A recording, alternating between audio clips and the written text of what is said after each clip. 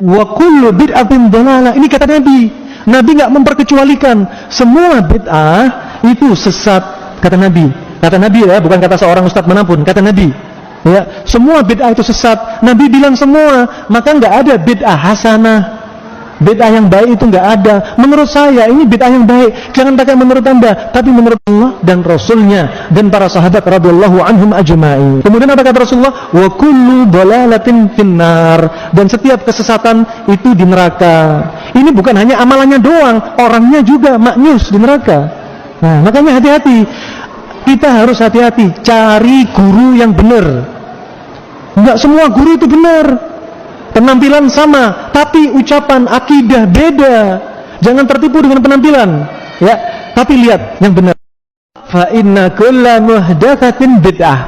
Segala amalan baru dalam agama itu adalah bid'ah.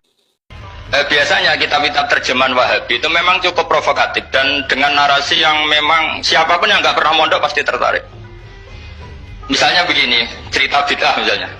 Iyakum wa muhdatsatil umur fa inna kulla bid'atin dhalalah wa kulla dhalalatin finnar, misalnya gitu. Wa kulla muhdatsatin bid'ah wa kulla bid'atin dhalalah wa kulla dhalalatin finnar. Ada yang baca wa kullu bid'atin dhalalah wa kullu dhalalatin finnar.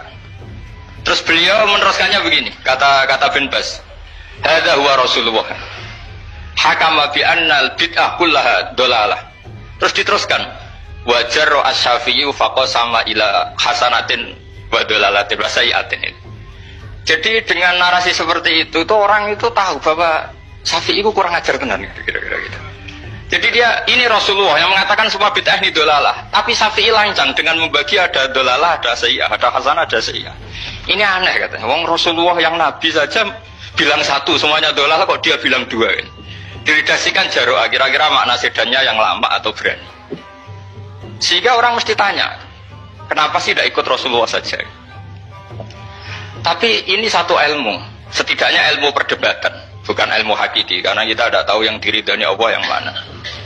Tapi kemudian Sayyid Muhammad dalam kitab Abwaabul Faros, juga dalam kitab-kitab beliau menyanggah itu dengan mengatakan jika makna bid'ah adalah yang nggak pernah dilakukan Rasulullah, itu salah besar. Terus beliau cerita sekian hal, termasuk yang diceritakan adalah ada seorang sahabat ketika sholat dengan Rasulullah tidak pakai doa mainstream, yaitu ketika i'tidal sahabat tadi bilang alhamdulillah hamdan katsiran thayyiban mubarakan fi. Setelah itu setelah Nabi habis sholat umul qail, siapa tadi yang melafadzkan itu? Semua sahabat diam karena takut disalahkan. Tapi apa yang dikatakan Nabi? Tidak, saya tidak akan menyalahkan. Saya tadi melihat isna asra malakan, saya tadi melihat 12 malaikat yabtadiruna ayyuhum yaktubu awwalu.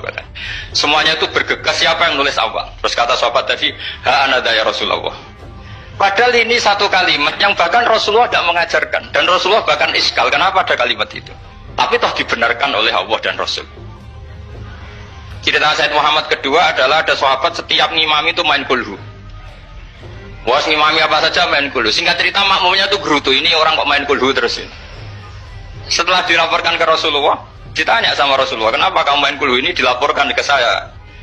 Kata si musolli tadi, imam tadi, di annaha sifatur rahman, dalam surat itu semua sifatnya Allah, maka fa'ana uhibbuha, saya senang itu. Apa kata Rasulullah? Saya disuruh bilang Allah ke kamu bahwa Allah mencintai kamu karena kamu mencintai kulhu. Terus keterusan sampai sekarang itu orang-orang NU baca kulhu terus itu, karena sekali baca ida samsu kuirat mesti keponting gitu. Tapi artinya itu dibenarkan Rasulullah min ghairi sabqi ta'limin minhu, tanpa ada pelajaran dari beliau. Runtuhlah teori bid'ah bahwa bid'ah adalah semua yang nggak pernah dilakukan Nabi, diajarkan Nabi. Nyatanya beberapa kali Nabi membenarkan sesuatu yang belum pernah diajarkan oleh beliau. Masalahnya adalah tidak semua orang baca kitabnya Sayyid Muhammad atau baca tidak paham. Nah, sementara kitab Hadhihi Mafahimuna itu diterbitkan secara masif oleh pemerintahan Arab Saudi dan ada terjemahnya lagi, sehingga yang nggak bisa Arabnya bisa terjemahnya.